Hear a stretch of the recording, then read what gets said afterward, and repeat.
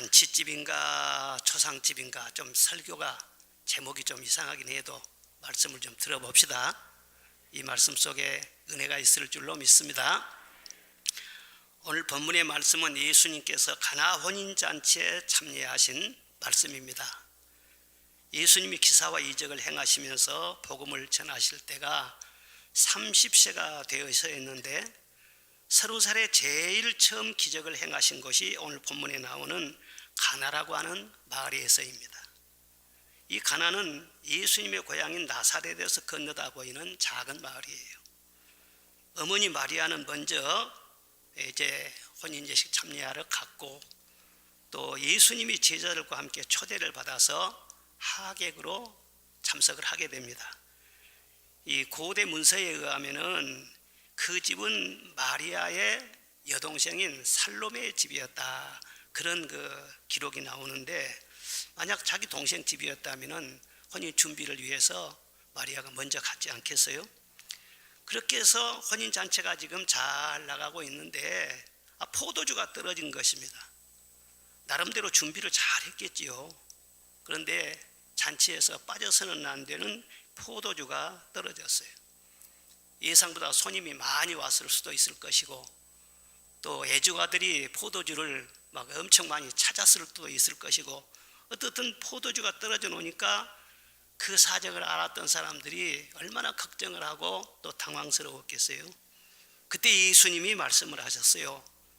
항아리에 물을 가득 채워라. 그리고 그 물을 가져다 손님 대접을 해라. 그 예수님의 말씀대로 순종했더니 물이 변해서 포도주가 되었다. 그래서 잔치 분위기가 살아나고 근심 걱정 가득했던 그 잔치가 기쁨의 잔치로 바뀌어지고 좋은 소문이 퍼지게 되었다. 그 소문이 퍼지고 퍼져서 오늘 우리 귀에까지 들리게 된 줄로 믿습니다. 우리 하나님은 인간을 창조하실 때 잔치하면서 늘 기쁘고 행복하게 살도록 창조를 하셨어요. 그런데 잔치집에 포도주가 떨어지는 것처럼 살다 보면은 참 힘들고 곤란한 일이 생길 수가 있는 것입니다. 취업 준비를 잘해서 직장에 들어갔는데 직장 생활 하다 보면은 어려움이 생기는 거예요. 야, 이거 사표를 써야 되냐, 이직을 해야 되냐, 아주 어려운 거예요. 또 결혼 준비를 잘했지만은 살다 보면은 행복의 포도주가 떨어져요. 또 많은 준비를 해서 사업을 시작했는데도 어려움이 생기는 것입니다. 항상 잔치집처럼 즐겁고 행복하게 살고 싶은데 그 잔치집 이면에 그늘이 져 있는 것입니다. 이것이 모든 인간의 실상이에요. 오늘의 바로 현실인 것입니다.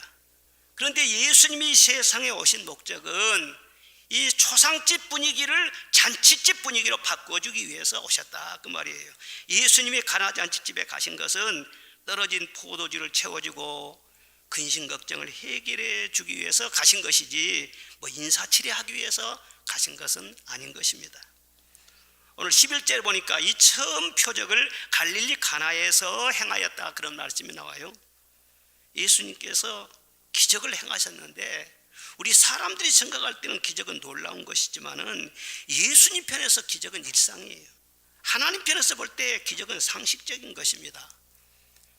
성 프란시스가 한 번은 리에티라고 하는 작은 마을에 갔었는데 그 소식을 듣고 수많은 사람들이 그 작은 시골 마을에 몰려든 것입니다.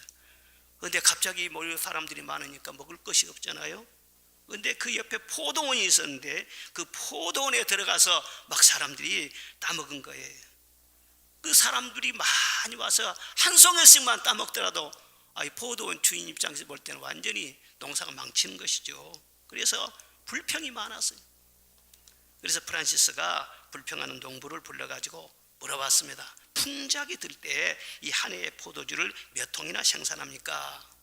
한 12통쯤 생산하지요. 그래요? 그러면은 금년에도 12통 포도주를 생산하도록 예수 그리스도를 대신해서 제가 약속하겠습니다.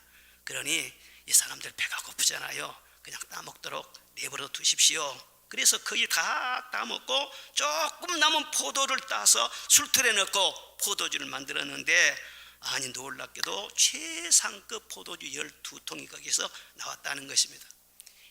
이처럼 믿음의 사람에게는 기적이 놀랄 것도 없고, 언제라도 하나님께서 필요하다 생각하시면은, 믿음만 있으면은요, 하나님은 이 일을 하시는 것입니다.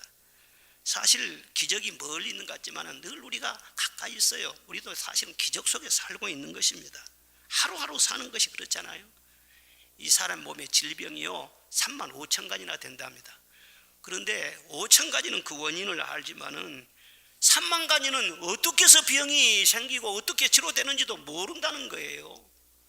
그리고 통계를 보면 병원에서 아무리 검진을 잘해도 한 6분의 1 정도는요 오진이 나온다는 거예요. 또 의료사고도 얼마나 많은지 모릅니다. 그런데도 우리가 이만큼 건강을 지키고 살고 있는 것 자체가 바로 하나님이 우리 속에서 끊임없이 일하시기 때문인 줄로 믿습니다. 우리는 날마다 기적 속에서 살고 있는 거예요. 성경에 보면 기적을 3가지로 말을 합니다. 첫째는 그냥 기적이에요. 영어로 말하면 미라클. 이것은 인간의 상식으로 이해가 되지 않는 인간의 한계, 즉 인간의 경험을 초월해서 일어난 그런 것을 기적이라 그렇게 말을 하는 것입니다. 또 그 다음에는 능력이라고 말을 해요. 두나미스. 능력이란 무엇이냐 그러면 보이지 않는 하나님의 능력이 어떤 사건 속에서 나타나는 거예요. 즉 우리가 성령 충만하고 하나님의 권능이 임하면은 내 힘으로 도저히 할 수 없는 일을 해내게 하시는 것입니다. 일을 해놓고 나도 깜짝 놀라는 거예요. 아, 하나님이 내게 능력을 주셨구나 발견하게 되죠. 그리고 셋째로는 표적이라고 합니다. 이 표적은 사인을 말하는 거예요. 보이는 사건 속에 뭔가를 가르쳐주는 메시지가 들어있는 것입니다. 마치 길을 안내할 때 표지판을 딱 세워두는 것처럼 이 한 사건을 통해서 귀중한 진리를 가르쳐 주시는 거예요. 그래서 오늘 보면 말씀은 분명하게 이 무리변에서 포도주가 된 것은 기적은 기적이지만 표적이라고 말을 하고 있어요. 이 기적을 통해서 뭔가 사인, 뭔가 더 큰 진리를 우리에게 가르쳐주고 있다는 거예요. 무엇을 가르쳐주고 있습니까? 하나님이 원래 우리를 잔치집처럼 행복하게 살라고 만들어 주셨는데 이면에 그림자가 있고 초상집처럼 울상인 거예요. 그런 인생들로 하여금 다시는 잔치집 분위기를 회복시켜 줄 수 있는 비결, 그것을 이 말씀을 통해서 가르쳐주고 있어요. 바로 표지판인 것입니다. 첫째는 포도주가 떨어지는 것이 은혜였어요. 뭐가 은혜였다고요? 포도주가 떨어지는 것이 은혜였어요. 이 잔치집 분위기가 들떠 있을 때 포도주가 떨어졌습니다. 얼마나 난감했겠어요? 손님이 찾아오면 반가워야 되는데 이 걱정이 앞서는 거예요. 여주처럼 어디 포도주 살 만한 마트가 있습니까? 어디 포도주 공장이 있습니까? 당시에는 다 집에서 담가서 사용을 하는데 어느 세월에 포도를 따다가 바로 시켜서 포도주를 만들겠어요? 포도주가 떨어져 놓으니까는요, 뭔가 주님을 찾게 되더라는 거예요. 사랑의 하나님은 떨어진 채로 4배로 두시는 것이 아니라 누구든지 오늘날도 예수님을 만나기만 하면은 예수 그리스도의 이름으로 다시 채워지도록 준비해 두시는 분인 줄로 믿습니다. 그러므로 내 인생에 포도주가 떨어졌을 때는 우선 걱정하고 절망할 것이 아니라 주님을 찾아야 되는 것입니다. 떨어질 때가 곧 주님이 가까이 계실 때고 주님을 만날 만한 때라는 것을 알아야 되는 것입니다. 요한복음의 말씀 보면은요, 떨어진 얘기가 계속해서 나옵니다. 1장에서는요 빛이 떨어졌어요. 빛이 없으니까 어둠이 가득한 거예요. 2장에서는 포도주가 떨어집니다. 그리고 3장에서는요 이 니고데모라는 사람이 삶의 의미를 몰라요. 영생의 소망이 없어요. 떨어진 거예요. 4장에서는 사마리아 여인이 행복의 포도주가 떨어져 놓고는 말이죠, 마음을 어디 정하지를 못한 거예요. 이 남자한테 갔다가 저 남자한테 갔다가 얼마나 참 안타깝지 않습니까? 5장에 보면은요 38년 된 병자가 있었어요. 이 사람은 건강이 떨어진 사람이었어요. 6장에 보면은요 5,000명이 먹을 것이 떨어져서 다 굶주리고 있었어요. 8장에 보면은 용서받지 못한 죄인이 말이죠 돌탕에 얻어맞아 죽음을 당할 그런 위기에 처하게 된 것입니다. 계속 그런 말씀이에요. 9장에 보면은 날 때부터 명인된 사람이 실로암에 가서 눈을 떴다는 그런 얘기가 나오고, 또 목자를 잃어버린 양의 얘기, 무덤에 묻힌 나사로의 얘기, 또 포도나무 가지 얘기, 다 떨어진 사람들이. 그런데 그 사람들 다 예수님 만나서 다 다시 찾게 되고 다 회복되게 되고, 그 어느 한 가지도 사람으로서는 해결될 수 없는 문제예요. 그런데 예수님을 만났기 때문에 예수님이 다 그걸 해결해 주신 그런 내용이 쭉 나와 있는 것입니다. 아담과 하와가 선악과를 따먹고 타락한 이후에 에덴 동산에서 쫓겨났지 않습니까? 에덴 동산은 기쁨의 동산이에요. 바로 잔치집이라는 말이에요. 그런데 잔치하며 살아야 할 인생이 쫓겨난 그 이후부터는요, 그냥 초상집처럼 슬픔과 불안과 두려움이 가득하게 된 것입니다. 절망과 한숨과 그리고 상처, 투성이가 돼버린 거예요. 이 세상에 어딜 가든지 참 기쁨을 찾을 수가 없어요. 참 안식을 누릴 수가 없어요. 이 세상에 믿을 사람이 아무도 없어요. 평생 친구라고 했던 사람도 한순간에 원수가 되기도 하고, 부부간에 30년을 그렇게 끈끈하게 살았는데도 한순간에 행복이 무너지기도 하고요. 권력이 대단한 줄 알고 권력을 쫓아가고 세상 명예를 쫓아가고 그러지만 한 사건만 터지면은요, 권력도 명예도 부귀영화도 바람의 티끌처럼 날아가는 것입니다. 정말 위태롭고 허무한 게 우리의 인생이에요. 사람들마다 다 겉으로는 행복을 과시하고 성공을 과시하고 나는 힘이 있다고 출세를 과시하는 것 같아도 그 이면에 보면은 두려움이 있는 것입니다. 불안이 있는 것입니다. 어둠의 그림자가 그 이면에 딱 자리를 잡고 있는 것을 볼 수 있는 거예요. 지금 잘 나가는 사람 같아도 건강의 포도주가 떨어져 있는 사람, 사랑과 행복의 포도주, 지혜와 능력의 포도주, 재물과 영광의 포도주 떨어진 사람들이 너무너무 많아요. 사람들은 오래오래 죽지 않고 살기를 원하지만 그러나 우리의 수명도 수한이 있는 것입니다. 떨어질 때가 있는 거예요. 이것이 바로 인생의 실상인 것입니다. 그 집에 포도주가 넘쳐서 모자람이 설령 없다고 할지라도, 잔치를 잘 치렀다고 할지라도 신랑 신부가 새 가정을 이루어서 살다 보면은 가정 문제, 자녀들의 문제, 또는 무슨 재정 문제, 건강 문제, 환난과 시련 속에서 보호를 받아야 되는 그런 문제가 계속 있지 않겠어요? 언젠가 어떤 포도주가 동일할지 알 수가 없는 거예요. 그런데 이 신랑 신부는요, 아예 그냥 결혼식 때 포도주가 떨어졌어요. 그러니까 일찍 절망을 경험한 것입니다. 일찍 자기 한계를 깨닫게 된 것입니다. 그리고 거기에서 예수님을 만난 것이죠. 잔치집에 아쉬운 것이 없었다면 예수님은 하객 중에 한 분으로 오셨다 그냥 지나갔을 거예요. 그런데 떨어졌기 때문에 다시 채워주시고 다시 회복시켜 주시는 예수님을 만나게 되고, 길이요 진리요 생명 되신 예수님을 만나서 영생의 길로 나가게 되는 줄로 믿습니다. 그래서 떨어진 것이 은혜라는 거예요. 저도 하나님 앞에 큰 은혜를 받았어요. 제가 은혜 받은 것이 무엇입니까? 저는 일찍 포도주가 떨어졌다는 것을 깨달은 사람이에요. 아주 어렸을 때 깨달았어요. 내 포도주를 누가 채워주나? 맹물 같은 나의 인생을 누가 만나는 인생으로 바꿔주나? 아무리 봐도 없어요. 그런데 예수님을 만나고 보니까는 예수님께서 내 모든 떨어진 것, 내 모든 부족한 것 다 채워주신다는 것을 발견한 거 아닙니까? 그래서 예수님 한 번을 꽉 붙잡는 거 아닙니까? 저는 다른 것은 좀 헐렁하게 살아요. 다른 것은 좀 모자란 듯 해요. 이 사람도 좋고 이 사람도 좋고 이래도 좋고 저래도 좋고, 옷도 그냥 이건 입어도 좋고 저건 입어도 좋고, 그냥 음식도 그냥 무엇이든지 있는 대로 먹으면 되는 거예요. 그러나 예수님 믿는 것은 적당하게 안 믿습니다. 예수 한 분, 내 인생에 떨어진 포도주를 채워주시는 유일한 분이신 줄로 믿습니다.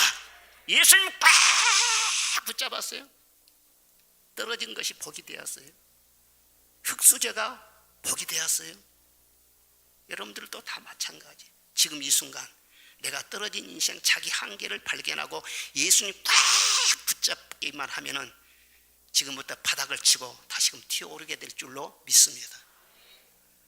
성경 말씀 보면 나는 부족하지 않아, 나는 문제 없어, 나는 과부도 아니야, 그런 사람들을 아주 싫어하시고 심판하신다는 말씀이 여러 번 나옵니다.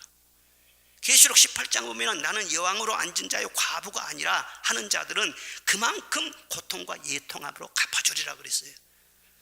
또 에스겔 28장 가보면 내 지혜와 총명으로 재물을 얻었으며 금은을 곳간에 저축하였으며 내 큰 지혜와 장사함으로 재물이 많음으로 내 마음이 교만하여 하나님 마음과 같은 채 하고 있으니 내가 너를 치며 너를 구덩이에 빠뜨릴 것이니라 말씀을 하셨어요.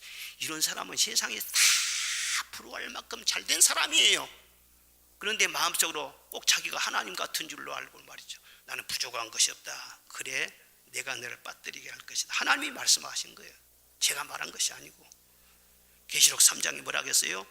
내게 말하기를 나는 부자라 부유하여 부족한 것이 없다 하나 내 공고한 것과 가련한 것과 가난한 것과 눈먼 것과 벌거벗은 것을 알지 못하는도다.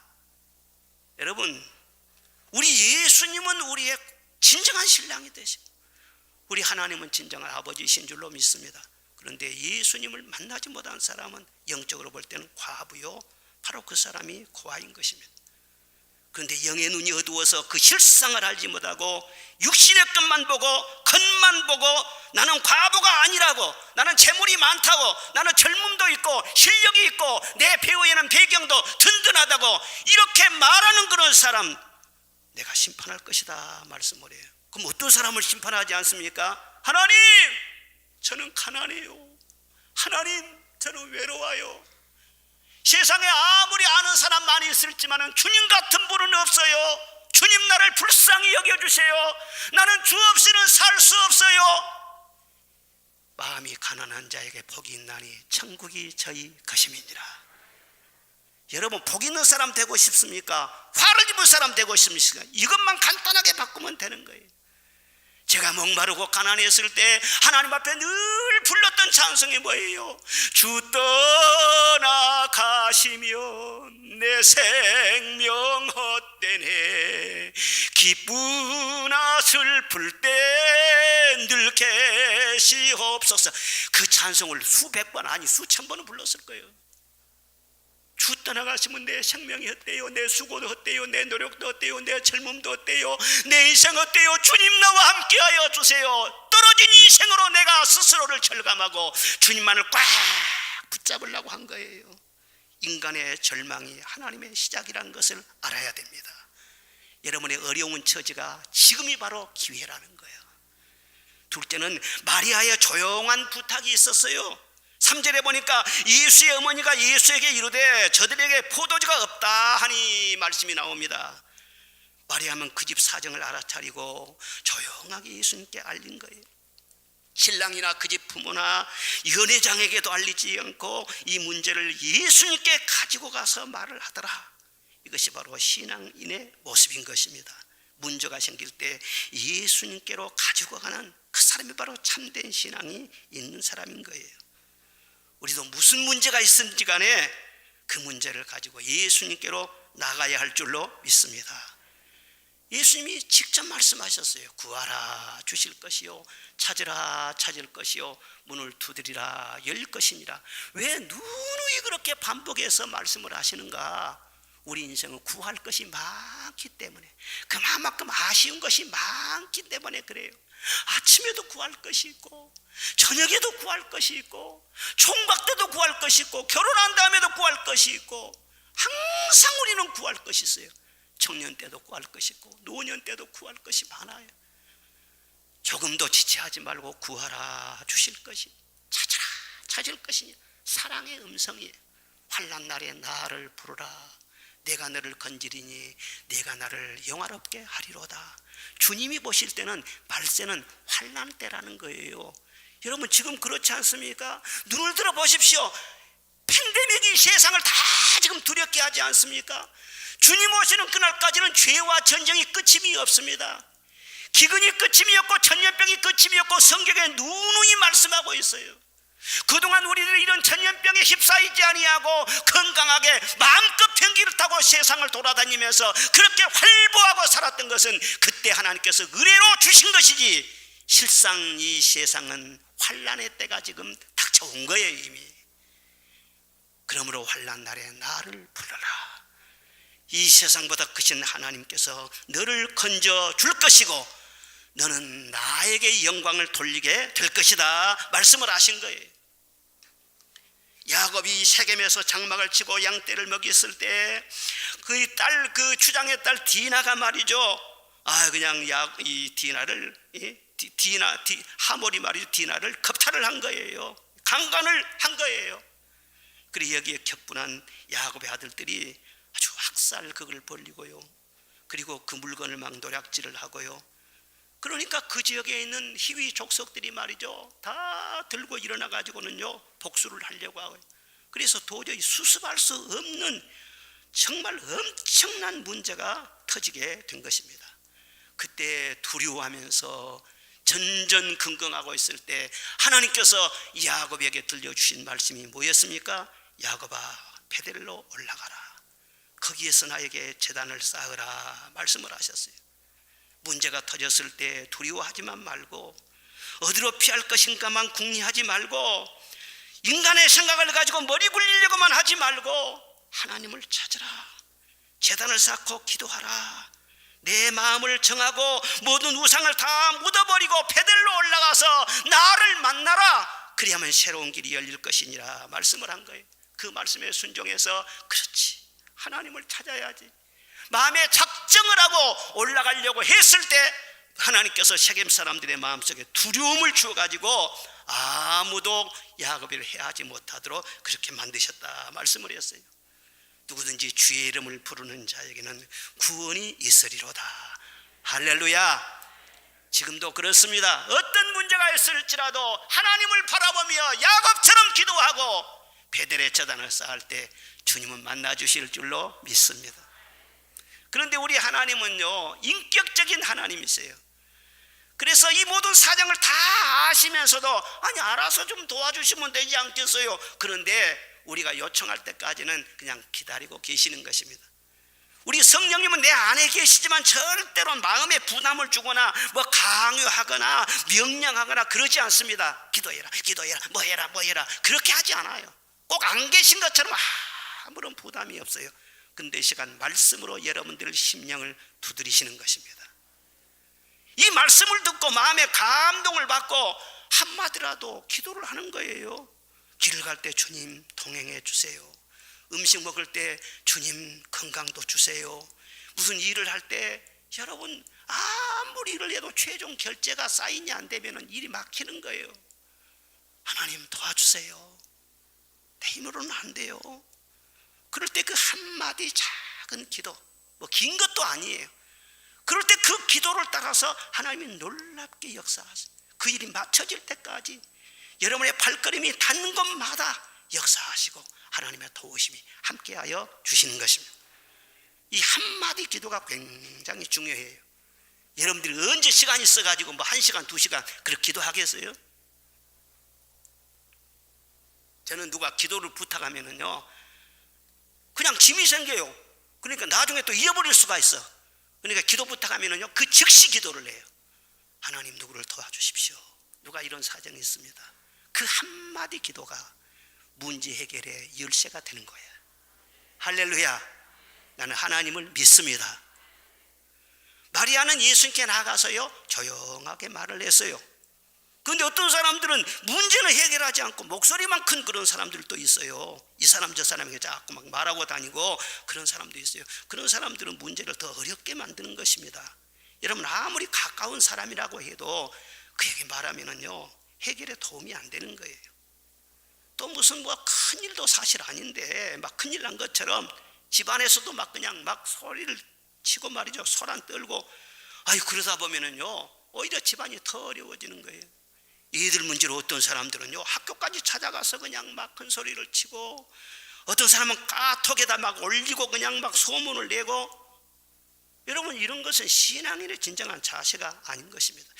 무슨 일을 만났는지 마리아처럼 마음을 안정하게 하고 예수님이 옆에 계시는구나, 예수님께 말씀하면 되는구나 이 생각하고 예수님 찾을 그런 연구를 해야 되지 않겠어요? 이 마리아는 기도의 사람이에요. 보면 아주 영성이 뛰어나요. 그는 기도의 사람으로서 영적 감각이 달라요. 그러니까 손님들은 다 먹고 즐기기만 했지 그 집 사정을 알 리가 없지요. 그런데 마리아는 먼저 딱 알아차리고는요 예수님께 말씀드리잖아요. 어떤 사람은요 뭐 죽이 끓든지 밥이 되든지 관심이 없는 사람들도 있어요. 한 가정에서도 그래요. 가정에서 정말 기도해야 할 제목이 생겼어요. 그런데도 남편은 짐을 지고 기도하면서 걱정을 하는데 아내는 정작 태평한 사람이 있어요. 또 반대로 아내는 마음이 그냥 얘 같아가지고 기도를 하는데 남편은 꼭 남의 집 구경하듯이 하수생처럼 말이에요. 태평해. 왜? 영적으로 분별을 하지 못하니까 기도의 짐을 지지를 못하는 거예요.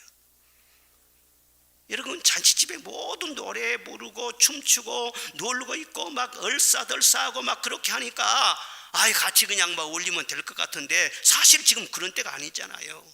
지금은 눈치채지 못하지만 잠시 후에는 포도주 떨어진 것이 다 지금 알려지게 될 거란 말이에요. 그 집안 사정을 미리서 알고 해결하려고 하는 사람 한 사람만 있어도 가정 문제가 달라지고 해결되지 않겠어요? 나라의 문제도 그렇습니다. 지금 이 나라가 어디로 가고 있는가? 이 나라를 덮고 있는 것이 어떤 사상이고 어떤 영적인 기운인가? 이런 모든 것을 예리하게 분별하고 깨어서 나라를 위해서 기도하는 그 기도의 사람들을 보시고 하나님께서는 이 나라를 축복하실 줄로 믿습니다. 바울 사도가 배를 타고 가다가 유라굴로 광풍을 만났지 않습니까? 도저히 그 조그만 배가 광풍을 이겨낼 재간이 없는 것입니다. 결국은 파선당하고 다 깨어졌습니다. 그래도 그 기도의 사람 한 사람 때문에 한 사람도 죽지 않았어요. 하나님께서 생명을 보장하여 주셨습니다. 교회도 마찬가지인 것입니다. 어떤 분은 교회의 앞날을 생각하면서 핏가불로 세우신 교회, 성도들의 눈물과 땀으로 세워진 그런 교회, 이 교회의 장래가 더 든든하게 하여 주시고 반석 위에 세워지게 하여 주시옵소서. 앞으로 다가올 미래를 바라보면서 애통하는 마음으로 교회를 위해서 기도하는 분들도 있고요. 어떤 사람들은 마음이 태평해요. 손님들처럼 말이죠. 기도의 사람이 바로 교회를 지키는 것입니다. 그 사람을 주목하는 것입니다. 마리아는 예수님께 기도했을 때요 믿음이 있었어요. 무슨 믿음입니까? 아들이니까 내가 부탁한 것은 절대 거절하지 않을 거야. 그런 믿음이 있었어요. 마리아가 예수님 모자지간 아니겠어요? 육신적으로 보면요 그보다 더 가까운 사이가 어디가 있겠어요? 마리아의 기도를 들어주지 않으면 누구의 기도를 들어주겠어요? 그래서는 믿고 말이죠 예수님께 딱 말씀을 드린 거예요. 그런데 예수님께서 가족관계에 대한 한 말씀도 하셨습니다. 누가 내 모친이며 누가 내 형제 자매냐? 하나님의 뜻대로 하는 자가 내 모친이요 형제 자매니라 그랬어요. 마리아만 가까운 것이 아니라 주 예수님을 영접하고 성령 받고 마음을 다하고 뜻을 다하고 힘을 다해서 온전히 하나님을 사랑하는 사람은 우리 주님께서 보실 때 한 가족으로 보시는 줄로 믿습니다. 나의 형제요 자매요 나의 모친이다. 그러니까 내 청을 들어주지 않으면 누구의 청을 들어주겠느냐. 그러니까 우리와 주님 사이는요 조용히 말을 할 수 있는 아주 긴밀한 사이라고 하는 거예요. 사실 누구보다도 우리 인생에는 하나님이 가장 가깝습니다. 여러분 지금 다 숨쉬고 있잖아요. 그 숨결을 누가 주었습니까? 아담을 흙으로 창조하신 다음에 숨을 불어넣어서 생명이 되게 하셨어요. 그 숨쉬고 있는 것은 내가 쉬는 것이 아니에요. 하나님이 지금 숨을 쉬게 하시는 거예요. 루아크라고 하는 숨결을 주고 계시는 거예요. 때가 되면 하나님께서 숨을 거두시겠지요. 뿐만 아니라 내 모든 사정을 다 알아주시는 유일한 분이 하나님이세요. 내 속의 장기, 세포, 혈관, 내 마음의 사정, 내 영혼, 나의 미래를 다 아시고 채워주시고 내 앞을 예비하여 주신 분이 누구시겠어요? 이 세상 떠날 때 나를 품에 안아주실 분이 누구시겠어요? 영원히 나와 함께 해주실 분이 누구시겠어요? 나를 죽기까지 사랑하시고 피 흘려주시고 사망과 저주와 지옥불에서 구원해 주신 분이 누구시겠어요? 주 예수님밖에 없는 줄로 믿습니다.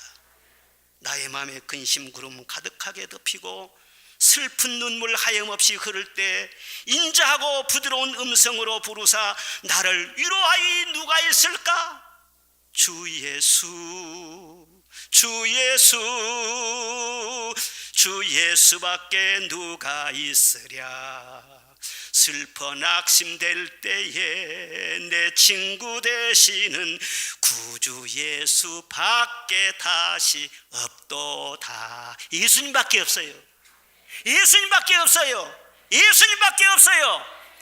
이걸 제대로 깨달아야 철든 그리스도인이 되는 거예요. 예? 마리아가 포도주가 없다 하니까 예수님께서도 뭐라고 하십니까? 여자여 나와 무슨 상관이 있나이까 그랬습니다. 어떻게 보면은 조금 퉁명스럽게 거절한 것 같지 않아요? 근데 여기 여자여라고 하는 그 헬라 원어가 퀴네라고 그러는데 그 단어는요 여자를 아주 존칭해서 부를 때 쓰는 단어랍니다. 왕이 왕비를 호칭할 때 쓰는 그런 존칭을 해요. 그러니까 예수님이 무례하게 그렇게 말씀한 것이 아니라는 거예요. 또 이어서 아직 때가 이르지 못하였나이다 그렇게 말씀하지 않아요? 그러니까 아직 때가 이르지 아니했다. 예수님께서는 모든 것을 때에 맞춰서 하신 분이 있잖아요. 이 세상에 오실 때도 때에 맞춰서 오셨어요. 때를 따라서 기적을 행하시고 때를 따라서 십자가를 지시고 때를 따라서 이제 나중에 때가 되면은 예수님 재림하시겠지요. 아니 때에 대해서는 추후에 오류도 없으신 분이 예수님이시에요. 그런데 그 예수님께서 내 때가 지금 아닙니다 하는 것은 꼭 거절하신 듯한 그런 말씀이지 않겠어요? 왜 그렇게 말씀하셨을까? 예수님이 기도응답을 하실 때는 거절하기도 하시고 지체하기도 하시고 다 즉시 들어주시기도 하시고 또 그런데 거절한 듯 하시다가 나중에 들어주시기도 하시고 아주 재밌게 역사하시는 분. 그러니까 기도는 내가 마음대로 해도 응답은 예수님 마음대로 하시는 거예요 또. 그런데 그 응답이 가장 좋은 방법이 되는 줄로 믿습니다. 솔로몬의 여자가 그 딸이 흉악한 귀신 들렸다고 해서 예수님밖에 없어요. 예수님 고쳐주세요. 막 부르짖고 애원을 했지 않습니까? 그런데 예수님께 하시는 말씀이 뭐예요? 자녀의 떡을 취해서 개들에게 던지는 것이 합당하지 않다. 이방 여자라고 완전히 모욕을 해버렸습니다. 그러니까는요 자존심 다 내려놓고 옳습니다. 그러나 개들도 주인의 상에서 떨어지는 부스러기를 먹지 않습니까? 그리고 막 그냥 계속 부르짖으니까 갑자기 예수님이 하시는 말씀이 내 믿음이 크도다. 내 소원대로 될지어다. 예수님 말씀이 떨어지자마자 즉시 귀신이 떠나가고 그 딸이 자유함을 얻게 되는 줄로 믿습니다. 그러니까 우리 예수님은 언제나 지체하신 것 같고 거절하신 것 같지만은 기도응답을 하실 때는 먼저 믿음을 확인하시고 응답을 해주시는 거예요. 아무리 입술로 주여 주여 한다고 할지라도 믿음 없이 부르짖는 것은요 주님이요 응답을 안 하시는 거예요. 믿음을 따라 응답하시고 믿음을 따라 반응하시고 믿음을 따라 기적을 행하시고 믿음을 따라 일하시는 주님. 믿음이 없으면 일을 하지 않으신 것이 아니라 일을 하실 수가 없습니다. 왜? 스스로의 진리를 거스릴 수 없기 때문에 반드시 믿음으로 우리가 기도를 해야 돼. 왜 우리가 성경을 매일 읽고 왜 우리가 이렇게 기도하고 나를 찬송하면서 예배 한 번이나 빠지면 큰일 날 줄 알고 늘 예배에 힘쓰면서 살아갑니까? 믿음이 도움이 되기 때문에. 예배를 떠나서 어디에서 믿음을 세울 수가 있습니까? 말씀을 떠나서 성경 찬송을 떠나서 어디에서 내 믿음을 키울 수가 있습니까? 예배가 무너지면 믿음도 같이 무너지는 거예요. 그래서 우리는 예배 시간을 생명처럼 귀하게 여기고 한 번이라도 막 찬송 부르기 위해서 그렇게 힘쓰는 사람들이지 않겠어요? 오직 믿음으로 우리 주 예수님께 여러분의 사정을 아뢰시기를 바랍니다. 잔치 분위기가 살아나게 될 줄로 믿습니다. 마지막 셋째로는요 말씀하신 대로 순종하셨어요. 예수님께서 말씀하신 대로 하인들이 그대로 순종했어요. 그것이 전부였어요. 기적이 일어난 것을 보면 아주 단순합니다. 예수님께서 돌 항아리에다 물을 채워라. 다 채웠어요. 그걸 떠다가 손님들에게 대접을 해라. 그래서 그 순종하는 과정 속에서 물이 변해서 포도주가 되었더라. 말씀에 의지해서 순종했더니 그대로 됐더라. 성경 말씀 66권을 다 찾아봐도 기적의 공식이 바로 그것입니다. 다른 것이 없어요. 여러분, 주님은 늘 우리를 사랑하시기 때문에 말씀을 주시는 분입니다. 기록된 말씀도 주시고 그때그때 레마 성령께서 우리 개인적으로 주시는 말씀도 있고 그 말씀을 받아서 순종하게 될 때 물이 변해서 포도주가 되더라. 지금도 그 공식 그대로인 것입니다. 노아가 산 중턱에다 방주를 지었어요. 왜? 하나님이 지으라고 하니까. 배를 지으려면 저 바닷가에다 지어야 되는데 산 중턱에다 무슨 얼토당토하는 그런 말입니까? 그런데 하나님께서 말씀하시니까 사람들이 미쳤다고 하든지 정신 나갔다고 하든지 그런 개의치 않고 말씀대로 그렇게 한 거예요. 그랬더니 나중에 홍수가 와가지고 자기 8가족이 구원을 받았어요. 베드로가 밤새 그물질을 했습니다. 고기 한 마리도 못 잡았어요. 그런데 예수님께서 갑자기 오셔가지고는요, 깊은 데로 가서 그물을 던져라. 아니 저녁에 깊은 데 얕은 데 다 던져봤습니다. 베드로가 더 경험해 본 거예요. 그러나 내 모든 경험했던 건 내려놓고 말씀에 의지하여 그물을 내리리이다. 가서 한 번 딱 내렸더니요, 엄청나게 많은 물고기가 잡혔네요. 나사로 무덤 앞에서 예수님이 돌을 옮겨 놓아라 말씀을 하셨어요. 아니 예수님 지금 시체가 지금 썩어가지고 냄새가 납니다. 아주 냄새 고약한 거 지금 안 느끼십니까? 아니 그러더라도 내가 믿으면 하나님의 영광을 보리라. 돌을 옮겨 놓아라 말씀해요. 그래서는 이해가 안 됐을 거예요. 그런데 끙끙거리면서 돌문을 옮겨 놓습니다. 죽은 나사로가 살아났어요. 이와 같이 예수님이 말씀에 순종하는 것이 옛날이나 오늘이나 기적의 공식이라고 하는 것. 이 공식이 충족되지 않거나 이 공식을 어기게 되면은요, 하나님이 늘 함께 하셨어도 하나님이 일하시는 걸 우리는 볼 수가 없는 것입니다. 왜 예수님을 믿고 하나님의 자녀로 사는 그런 사람들이 초상집 분위기를 벗어나지 못하는가? 말씀에 순종하지 않기 때문인 것입니다. 왜 순종하지 못하는가? 시간이 없어서요? 물질이 없어서요? 형편이 안 되어서요? 마음은 원이지만 육신이 약하여 여러 가지 말을 하지만, 그러나 순종의 장애물은 바로 내 속에 내 생각인 것입니다. 내가 스스로 생각해 볼 때 도저히 이해가 안 되는 거예요. 물을 떠다 주면은요, 망신당하지 않겠는가? 맹물을 갖다가 포도주라고 주면은 사람들한테 무슨 반응이 나올 것 같아요? 자기 생각이 다 가로막고 있는 것입니다. 못하는 것입니다. 근데 순종하는 사람은 이 고정관념, 자기 생각의 틀에서 벗어난 거예요. 그냥 망신 사면 망신 사고 무슨 욕을 하면 욕을 할지라도 말씀에 먼저 순종하고 보자 하고 순종을 해. 그랬더니 물이 변해서 포도주가 됐더라. 순종을 가로막고 나를 힘들게 한 것은 누구 때문이 아닌 거예요. 내 속에 있는 나의 자아, 나의 묻는 자아와 나의 묻는 교만과 욕심, 이것이 바로 나의 원수가 되는 거예요. 누구를 탓할 것 없어요. 그것이 바로 하나님의 역사, 말씀을 계속해서 거스리는 것 아니겠어요? 지금도 영적으로 미숙한 그런 사람은 늘 신앙생활을 하면서 자기 생각이 옳은 줄로 그렇게 생각을 합니다. 애들 키우면 그렇지 않아요? 어릴 때 애들이 고집이 세요. 10대가 되면은요, 애들이 얼마나 고집이 센지 몰라요. 항상 10대가 되면은 자기는 옳고요, 부모 생각은요 소용없어요. 자기 말이 제일 옳아요. 요즘 우리 집에도 말이죠, 10대 애들이 있어요. 그 애들은요, 이 할아버지가 말을 하는데도 말이에요, 그건 그렇고요 하면서 자기 주장만 해요. 참 답답해요. 그런데 10대 때는 그런 때니까 귀엽게 봐줄 수가 있어요. 이놈이 지금 10대구나 그럴 때가. 그런데 20대, 30대, 40대, 50대 가도 자기 말만 앞세우고 자기 관념만 내세우고, 그럼 어디 가서 어떻게 적응하겠어요? 누가 그 사람 받아주겠어요?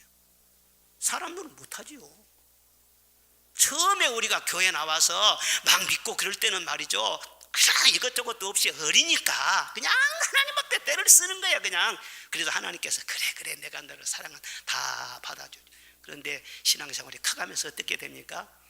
철저하게 그거예요. 내 뜻을 항상 내려놓고 내 감정을 늘 내려놓고 주님 뜻대로 하옵소서, 내 원대로 마옵시고, 그것이 우리의 기도가 되어야 하는 것입니다.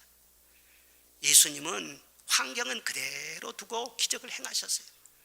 돌 항아리를 바꿔라 그런 말 안 했어요. 하인들, 신랑 신부, 손님들 그 누구도 탓하지 않았어요. 사람들은 문제가 생기면 환경 탓을 하고 사람 탓을 하고 화살을 자꾸 밖으로 돌려요. 누구 때문에 나 때문이라고 하고 회개하고 책임을 통감하는 그런 사람들이 없습니다. 우리나라도 참 보면 큰일이에요. 큰 문제가 터지면 과연 나 때문입니다. 그런데 자기는 괜찮대. 자기는 문제가 없대.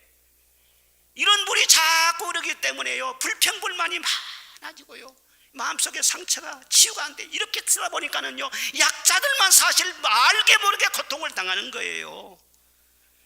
여러분, 그리스도인들은 그렇게 살아서는 안 되는 것입니다. 밖으로 화살을 돌릴 것이 아니라 이 마리아처럼 말이죠, 아무도 타다하지 않잖아요. 그리고 조용하게 예수님께 말씀하잖아요. 그것이 바로 해결의 길이라니까요. 그리고 물을 채워라, 예수님 말씀하십니다. 그 하인들이 말이죠, 열심히 물을 갖다 길로 채웁니다. 그런데 성경 보니까 아구까지 채우니라 그랬어요. 그러니까 예수님께서 뭘 시키든지 간에 예수님이 시키는 일은 힘써 사는 것이 좋아요. 적당하게 하지 말고 힘써서 하라는 거예요. 순종할 때는 50% 80%가 아니라 아구까지 100% 순종하는 것이 좋다는 거예요. 채우라 했으면 다 채워야 되고, 퍼다 주라고 했으면 퍼다 날라 주어야 되고, 순종하다가 그만두지 말고 끝까지 온전히 순종하라는 거예요. 그럴 때 하나님의 역사가 나타나는 것이죠. 지금 주님께서는 우리를 사랑하시기 때문에 여러분 한 사람 한 사람을 통해서 늘 말씀을 하시는 거예요. 축복의 길을 다 예비를 해놓고 너 이것 좀 해라, 그렇게 감동하신 거예요. 데살로니가전서 5장 말씀 뭐라고 해요? 성령을 소멸치 말라, 애언을 멸시치 말라. 그때 성령에 감동하면 순종하면은 좋은 일이 있을 것이다 말씀하고 있지 않습니까? 어느 시골교회에서 주일학교를 열심히 다녔던 애가 잘 커가지고 이제 은행 직원이 됐습니다. 그런데 그 모교회 시골교회가 말이죠, 교회를 새로 건축하게 됐어요. 어머니가 그 교회 권사님인데 어머니가 그 딸을 만나가지고, 야, 우리 교회 건축하는데 건축업을 해야 되는데 기도 좀 해라. 그래, 엄마 나도 기도하고 있어요. 기도하고 있어요. 근데 또 찾아와가지고는요, 기도 좀 해라. 엄마 나도 기도하고 있어. 아이고 어떻게 하면 좋냐. 아이고 어떻게 하면 어떻게, 형편대로 해야지. 엄마는 얼마나 했으면 좋겠어. 나는 그런데 꼭 2억 자꾸 그런 생각이 든다. 아니 우리 형편은 어떻게 2억을 바쳐요? 근데 그렇게 자꾸 생각이 든단 말이다. 그런데 거기도 전념이 돼가지고 그 딸도 기도를 하면은요, 속에서 2억 그런 것 같아. 그래가지고는요, 그냥 막 마음이 부담이 되는 거예요. 엄청나게. 은행 직원이니까 말이죠, 대출 받을 그런 또 길을 알지 않겠어요? 자기 아버지 자기 어머니 인감도장 갖다 놓고 농지 같은 거 집 같은 거 다 이렇게 하여튼 끌어당길 수 있는 거 다 끌어당겨가지고는 드디어 2억을 받았어요. 받아가지고 건축금을 바쳤다는 거예요. 건축금을 바친 다음에 보니까는요, 언제 또 이걸 갚아? 그러니까 또 부담이 계속되는 거예요. 하나님 언제 갚습니까? 언제 갚습니까? 그러니까 하나님께서 네 직장 그만둬버려라 그러더라고요. 은행 다녀야 되는데 그럼 직장 그만두면 어디로 간단 말입니까? 자꾸 기도하기만 하면 직장 그만둬라. 참 이상하다. 그래서 직장 그만둬버렸어요. 그리고 이 은행보다 더 월급을 많이 줄 수 있는 그런 직장을 찾아야겠다. 그리고 열심히 공부를 했어요. 그리고 외국계 아주 잘 나가는 회사에 이제 응시를 해가지고는요, 거기에 세상에 합격이 되었네. 연봉도 훨씬 많고요. 그리고 은행보다도 절반 정도만 일하면 돼요. 한나절도 일 안 한다는 거예요. 그런데 월급은 배나만 해. 그러니까는 이제 빚 갚기가 얼마나 좋겠어요. 그래서 속으로 너무 막 그냥 기뻐하면서, 오후에는 또 시간이 많으니까 알바라도 해가지고 돈을 좀 빨리 벌어가지고 빨리 빚을 갚아야지. 그리고 오후에는 식당에 나가서 알바를 했어요. 그런데 열심히 서빙을 하고 있는데 세상에 그 회사 CEO 사장님이요, 식사로 오신 거예요. 그리고 자기를 알아본 거예요. 아이고 나는 이제 끝났다. 월급을 그렇게 많이 주는데도 그 회사에 먹칠을 하려고 네가 식당에 알바를 하냐. 사장님이 불호령이 떨어질 것 같으니까는요, 막 그냥 두려운 거예요. 그래서 가슴이 콩당콩당 그러고 있는데, 그 다음날 가니까 아니나 다를까 비서가 호출을 하더라는 거예요. 그래 갔더니요, 사장님이 찾으시니까 잘 정돈하고 들어가서 사장님 말씀 잘 들으라고. 그래서는요, 사장님실에 쭉 들어갔더니 사장님이 그냥 보더니 얼굴이 환해지시면서 왔냐고. 근데 어저께 식당에서 일하는 것 보니까 젊은이가 열심히 사는 것 보니 내가 얼마나 좋게 보이는지 몰라. 그래, 열심히 잘해요. 그리고 가라고 하더라는 거예요. 그래서 아이고 잘리기는 하나먹이다. 그리고 나왔어. 근데 한 5개월 지난 다음에 다시 또 부르더라는 거예요. 사장님 부르셨습니까? 그랬더니 그렇지, 그동안 잘 있었지. 근데 아무리 생각해도 말이야, 우리 자매가 우리 회사를 좀 맡아주면 좋겠어. 아니 무슨 말씀이세요? 아니, 다른 게 아니고 우리 아들이 하나 있는데 아들이 괜찮네, 인물도 잘났어, 괜찮으니까 내 며느리가 좀 되어주면 어쩔까. 그리고 자네가 CEO가 돼가지고 이 회사 경영하면 되지 않아. 아이고 사장님, 저는 꿈에도 생각해보지 못한 일이에요. 그리고 계속 또 얘기하니까 아니요 사장님, 그건 안 될 것 같아요. 우리 집은 아주 독실한 기독교 집안인데요, 사장님은 불교시지 않아요. 우리 부모님이 절대 허락을 안 할걸요. 그러니까는 아니 그것은 우리가 기독교로 다 개종하면 되지 않겠어. 그래, 그렇게 한번 해보자고. 아이고 잘 모르겠어요. 그리고 나왔는데 하여튼 맞선을 보고 상견례하고 그분들은 다 기독교로 개종하고 아예 그냥 결혼하기 전부터 너는 경영 수업을 받아야 된다고 하고, 그 사장님이 세상에 경영대학을 또 보냈네. 대학 출신도 아닌데. 그래가지고 결혼해가지고 지금 그 회사의 CEO로 잘 일을 하고 있단다. 다시 전혀로 돌아가고 싶죠? 근데 전혀 아니라도요, 그런 보아스 같은 사람을 만날 수가 있는 거예요. 할렐루야. 하나님은 뭘 감동하시든지 미리서 준비해놓고 감동을 시키는 거예요. 뭐 신명기 28장에 머리가 될지언정 꼬리가 되지 않고, 그 말 괜히 그냥 뭐 기분자라고 하는 말씀인 줄 아십니까? 아닙니다. 말씀대로 제대로 순종하고 한번 해보시라고. 머리가 되게 하신다고, 위에 있게 하신다고. 비교할 수 없고 견줄 수 없는, 경쟁 상대가 없는 독보적인 인물로, 그런 축복의 사람으로 세울 수 있습니다. 하나님 마음에 들면은요 될 수 있는 거예요. 참 순종할 때 떨어진 것 다 채워주었죠. 맹물 같은 그런 인생, 포도주처럼 맛 좋은 인생으로 바꿔주시죠. 지금도 그런 역사가 일어나요. 우리 어렸을 때는 그런 찬송을 많이 불렀어요. 예수님이 말씀하시니 물이 변하여 포도주 됐네. 예수님이 말씀하셨네. 물이 변하여 포도주 됐네. 예수님, 예수님, 나에게도 말씀하셔서 새롭게 새롭게 변화시켜 주소서. 여러분, 그런 사모하는 마음을 가지시기를 바랍니다. 말하는 사람들마다 먼저 좋은 포도주를 내고 취한 후에 낮은 것을 내거늘 그대는 지금까지 좋은 포도주를 주었도다. 예수님께서 기적을 행하시면 처음보다 나중에 더 좋더라 한 것입니다. 세상은요 처음에 다 좋아요. 처음에 좋은데 나중에 가면 실증나고 나중에 가면 권태나고 그러잖아요. 아파트 살 때도 처음은 좋아. 차를 사도 처음은 좋아하는데 그 나중에 보면 실증나. 결혼해도 처음에는요 홀딱 빠질 정도로 너무너무 좋아. 그런데 살고 보면은요 자꾸 권태가 나네. 이 세상은요 처음은 좋아도 나중에 안 좋아. 그런데 예수님 제대로 만나서 예수님과 함께 살다 보면은 갈수록 좋고 나중은 더 좋고, 이 세상보다 천국은 말로 할 수 없이 좋고. 할렐루야. 세상에 풀 수 없는 문제가 참 많습니다. 그런데 이 세상의 문제는 그 문제를 주께로 가지고 가지 않아서 이 세상이 이 지경이 된 거예요.